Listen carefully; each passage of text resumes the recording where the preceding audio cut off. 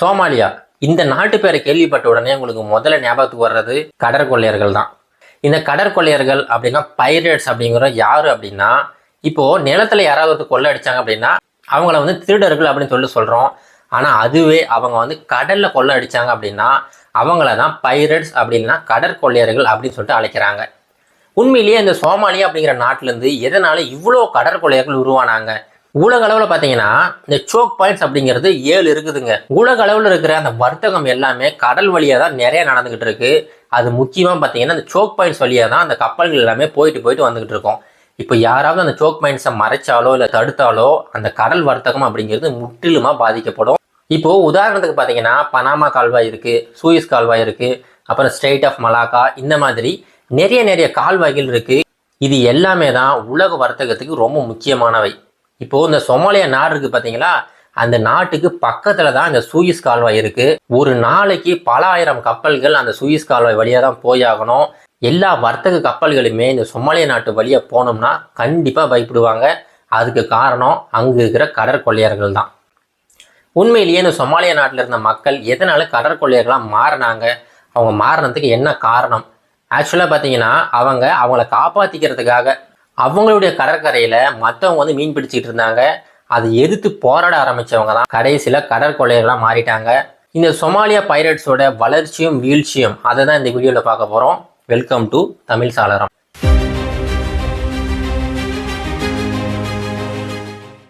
Somalia இது வந்து ஆப்பிரிக்காவில் இருக்கிற ஒரு சின்ன கண்ட்ரிங்க.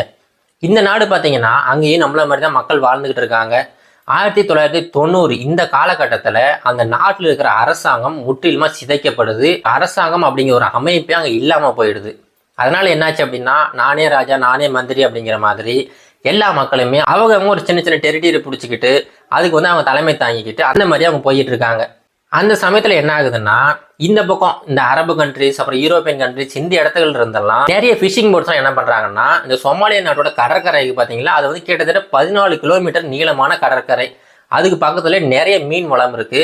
இப்போ இந்த அரபு கண்ட்ரிஸ்ல இருந்தோம் அந்த யூரோப்பியன் கண்ட்ரிஸ்ல இருந்தோம் வந்த அந்த ஃபிஷிங் போட்ஸ் எல்லாமே சோமாலியா நாட்டோட அந்த கடற்கரையில் போயிட்டு மீன் பிடிக்க ஆரம்பிச்சிட்டாங்க. ஒவ்வொரு நாளும் பார்த்தீங்கன்னா பல $1 மில்லியன் மதிப்பிலான மீன்களை பெரிய வலைகளை போட்டு அவங்க பிடிச்சிக்கிட்டு போய்கிட்டே இருந்திருக்காங்க. ஆனால் சோமாலியா நாட்டு மக்கள்னால அது எதுவுமே பண்ண முடியல.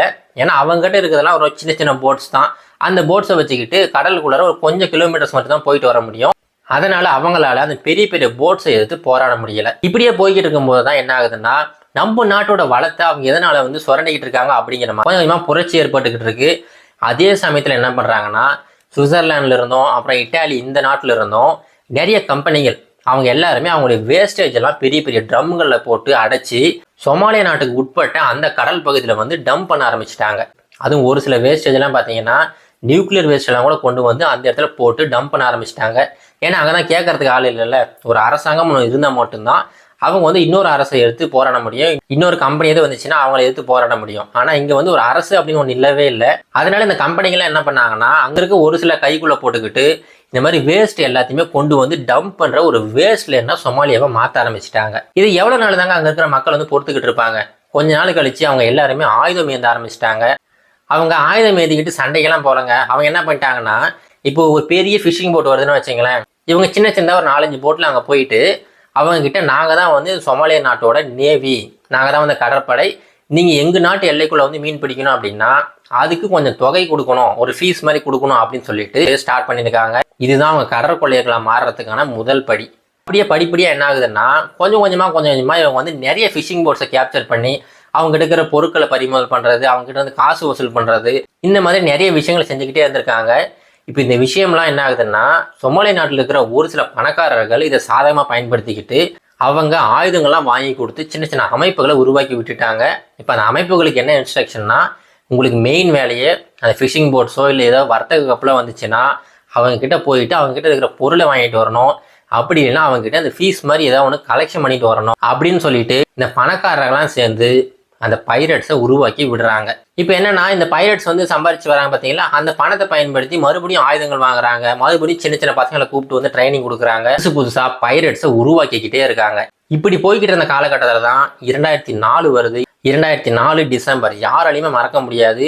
சுனாமியால வந்து எல்லாத்தையுமே தாறுமாற சிதைச்சிக்கிட்டு போயிட்டு இருக்கு. அந்த சீற்றத்துல சொமாலிய நாடுமே சிக்குது. பாத்தீங்கன்னா சொமாலிய நாட்டோட அந்த கடல் எல்லையில நிறைய வேஸ்டேஜ் எல்லாம் டம்ப் பண்ணாங்க பாத்தீங்களா. அந்த டம்ப் பண்ண வேஸ்ட் எல்லாமே சுனாமி அலையினால கரையிலலாம் ஒதுங்க ஆரம்பிச்சிருச்சு. இப்போதான் உலகத்துக்கே தெரிய வருது இந்த சொமாலியா நாட்டில் எந்த அளவுக்கு அநியாயம் நடந்துகிட்டு இருக்கு அப்படின்னு சொல்லிட்டு. அதுக்கப்புறமா யூஎன் வந்து தலையிட்டு இந்த மாதிரிலாம் பண்ணக்கூடாது அப்படிங்கிற மாதிரி பஞ்சாயத்து பண்ணிக்கிட்டு இருக்காங்க. அவங்க அந்த மாதிரி பஞ்சாயத்து பண்ணிக்கிட்டு இருக்க அதே சமயத்தில் இங்கே பைரேட்ஸ் வந்து அதிகப்படியாக உருவெடுக்க ஆரம்பிச்சிட்டாங்க. 2004 அப்புறம் பார்த்தீங்கன்னா அவங்களுடைய பிஸ்னஸ் மாடலை வேற மாதிரி கொண்டு போயிட்டாங்க. இது வரைக்கும் பொருட்கள் வாங்கிட்டு இருந்தாங்க, இல்லை காசு எது ஃபீஸ் மாதிரி கலெக்ஷன் பண்ணிக்கிட்டு இருந்தாங்க. ஆனால் இப்போ என்ன பண்ணுறாங்கன்னா அந்த கப்பலை பிடிக்க வேண்டியது, அங்கே இருக்கிற மாலுமிகளை வந்து ஹாஸ்டேஜஸாக, அதாவது பிணைய கைதிகளாக பிடிச்சி வச்சுக்க வேண்டியது. அதுக்கப்புறமா அந்த கப்பல் கம்பெனிக்கிட்டையோ அவங்களுடைய நாடுகள்கிட்டையோ எங்களுக்கு வந்து $1 மில்லியன் கொடுங்க, எங்களுக்கு வந்து $2 மில்லியன் கொடுங்க அப்படிங்கிற மாதிரி பிணைய தொகை கேட்டு அவங்ககிட்ட பணத்தை வாங்கிக்கிட்டு தான் இவங்களாம் அனுப்பியிருக்காங்க. இப்போ இந்த பிஸ்னஸ் நல்லா இருக்கே அப்படிங்கிற மாதிரி அங்கே இருக்கிற எல்லா பைலட்ஸுமே இதே மாதிரி ஆரம்பிச்சிட்டாங்க. அந்த சூயஸ் கால்வாய் வழியாக பயணம் பண்ண போகிற எல்லா வர்த்தக கப்பலாம் என்னென்ன அப்படிங்கிறத முதல்ல ரிசர்ச் பண்ணுறாங்க. ரிசர்ச் பண்ணி இந்த வழியாக தான் அந்த கப்பல் வரப்போகுது, இந்த கப்பலில் இத்தனை பேர் வரப்போகிறாங்க, அதில் இருக்கிற பொருட்கள் என்னென்ன அப்படிங்கிற வரைக்குமே அந்த தகவல்களை சேகரிக்கிறாங்க. சேகரிச்சுக்கிட்டு இவங்க ஹைடெக்காக ஒரு பெரிய படகை வந்து மதர்ஷிப்பாக வச்சுருக்காங்க.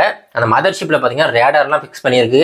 அந்த ரேடாரில் எந்த கப்பல் எங்கே வருது அப்படிங்கிறத சரியாக கணிச்சு அதுக்கப்புறமா சின்ன சின்ன படகுகள் மூலமாக அந்த கப்பலை வந்து கேப்சர் பண்ண வேண்டியது.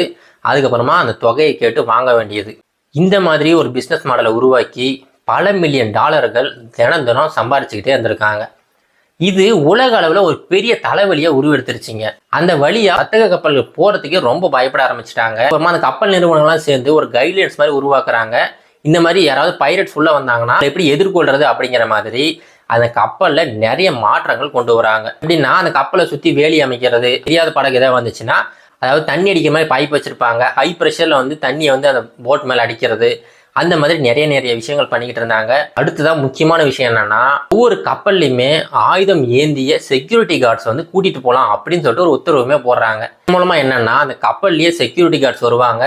அவங்க கிட்ட இந்த பைரட்ஸ் எதிர்த்து போராடுற அளவுக்கு ஆயுதங்களுமே, அதாவது நவீன ஆயுதங்கள் எல்லாமே வச்சிருப்பாங்க. இப்போ இவங்க செஞ்ச இந்த சின்ன விஷயங்கள் பைரட்ஸை தடுத்துருச்சா அப்படின்னா முழுமையா தடுக்கல. ஆனா இவங்க செஞ்ச அந்த மெத்தட்ஸ் கொஞ்சம் எஃபெக்டிவாகவே இருந்துச்சு. அந்த மாதிரி காலகட்டத்தில் தான் அமெரிக்காவை சேர்ந்த ஒரு கார்கோ ஷிப்பை இந்த பைரட்ஸ் வந்து பிடிச்சி வச்சுக்கிட்டு அமெரிக்கன் கவர்மெண்ட் கிட்ட காசு கேட்டுக்கிட்டு இருக்காங்க. அமெரிக்கன் கவர்மெண்ட் ரொம்ப பிடிவாதமாக இருக்காங்க. அவங்கள பொறுத்த வரைக்கும் இந்த மாதிரி யாராவது காசு கேட்டாங்கன்னா காசு கொடுக்க மாட்டாங்க. ஆனால் அதுக்கு பதிலாக அவங்களுடைய ஆர்மியை அனுப்பி விடுவாங்க. இப்போது யூஎஸ் கவர்மெண்ட் அங்கேருந்து அவங்களுடைய நேவி சீல்ஸை வந்து அனுப்புகிறாங்க. நேவி சீல்ஸ் பார்த்தீங்கன்னா ரொம்ப ட்ரைன்டு ப்ரொஃபஷனல்ஸ். அவங்க எல்லாருமே ஸ்னைப்பரை வச்சு அந்த கப்பலில் இருந்த எல்லா கடற்கொள்ளைகளையுமே கொண்டுட்டு அந்த மாலுமிகளை மீட்டு கொண்டு போகிறாங்க. இந்த இன்சிடென்ட்க்கு அப்புறமா கொஞ்சம் கொஞ்சமாக பைரட்ஸோட தாக்குதல் குறைஞ்சிக்கிட்டே வந்துகிட்டு இருக்கு. இந்த கப்பல்களிலுமே அந்த பாதுகாப்பு அப்படிங்கிறது ரொம்ப பலப்படுத்திட்டாங்க. இதன் மூலமாக என்னாச்சுன்னா அந்த கிராஃப் எடுத்து பார்த்தீங்கன்னா உங்களுக்கு தெரியும், 2007 இந்த காலகட்டத்தில் பார்த்தீங்கன்னா அதிகப்படியான கடற்கொள்ளைகள் நடந்திருக்கும். ஆனால் அதுக்கப்புறமா அந்த கடற்கொள்ளைகளோட எண்ணிக்கை கொஞ்சமாக குறைய ஆரம்பிச்சிருச்சுங்க. இப்படி தான் சாதாரணமாக இருந்த ஒரு மக்கள் ஆயுதம் ஏந்தி அவங்கள பாதுகாத்துக்கிறதுக்காக பண்ணிக்கிட்டு இருந்தாங்க. கடைசியாக அவங்க வந்து பைரட்ஸை உருவெடுத்தாங்க. இப்போ அந்த பைரட்ஸ் கொஞ்சமாக காணாமல் போய்கிட்டு இருக்காங்க. இதோட இந்த வீடியோ முடிச்சுக்கலாங்க. மீண்டும் வேற ஒரு இன்ஃபர்மேஷன் உங்க மீண்டும் சந்திக்கிறேன். நன்றி, வணக்கம்.